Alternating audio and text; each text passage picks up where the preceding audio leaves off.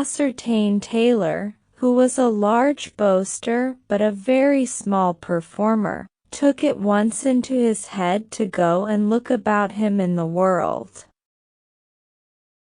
As soon as he could, he left his workshop, and travelled away over hills and valleys, now on this road, and now on that, but still onward.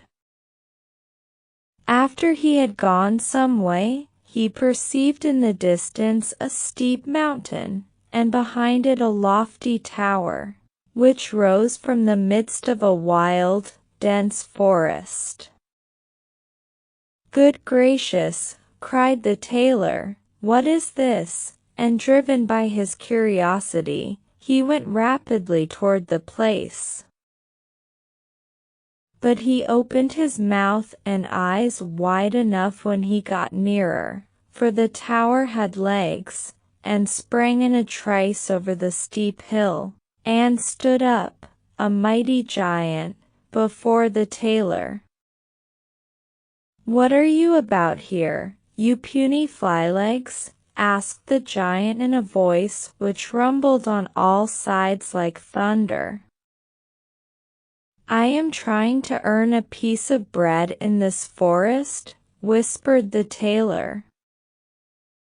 "Well, then, it is time you entered my service," said the giant fiercely. "If it must be so, why not?" said the tailor humbly. "But what wage shall I have?" "What wage shall you have?" repeated the giant contemptuously. "Listen and I will tell you. Every year, 365 days, and one besides, if it be leap year." "Is that right?" "Quite," said the tailor, but thought to himself, "One must cut according to his cloth. I will seek to make myself free very soon." "Go, little rascal, and fetch me a glass of water," cried the giant. "Why not the whole well, and its spring, too?" said the tailor, but fetched as he was bid.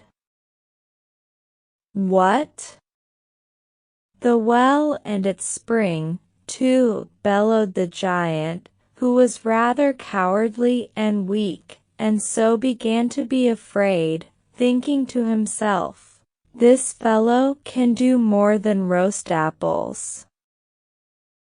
He has a heap of courage. I must take care, or he will be too much of a servant for me." So, when the tailor returned with the water, the giant sent him to fetch a couple of bundles of faggots from the forest, and bring them home. "Why not the whole forest at one stroke, every tree, young and old, knotty and smooth?" asked the tailor, and went away. "What? The whole forest, and the well, too, and its spring?" murmured the frightened giant in his beard. And he began to be still more afraid, and believed that the tailor was too great a man for him, and not fit for his servant. However, when the tailor returned with his load of faggots, the giant told him to shoot 2 or 3 wild boars for their supper. "Why not rather 1,000 at one shot, and the rest afterward?" cried the boaster. "What? What?" gasped the cowardly giant, terribly frightened. "Oh, well, that is enough for today. You may go to sleep now." The poor giant, however, was so very much afraid of the little tailor that he could not close his eyes all the night, but tossed about thinking how to get rid of his servant.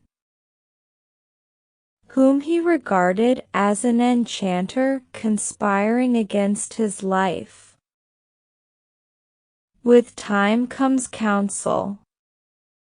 The following morning the giant and the dwarf went together to a marsh where a great many willow trees were growing. When they got there, the giant said, "Seat yourself on one of these willow rods, tailor. On my life, I only wish to see if you are in a condition to bend it down." The boasting tailor climbed the tree and perched himself on a bough, and then, holding his breath, he made himself heavy enough thereby to bend the tree down. Soon, however, he had to take breath again, and immediately, having been unfortunate enough to come without his goose in his pocket, the bough flew up, and to the great joy of the giant,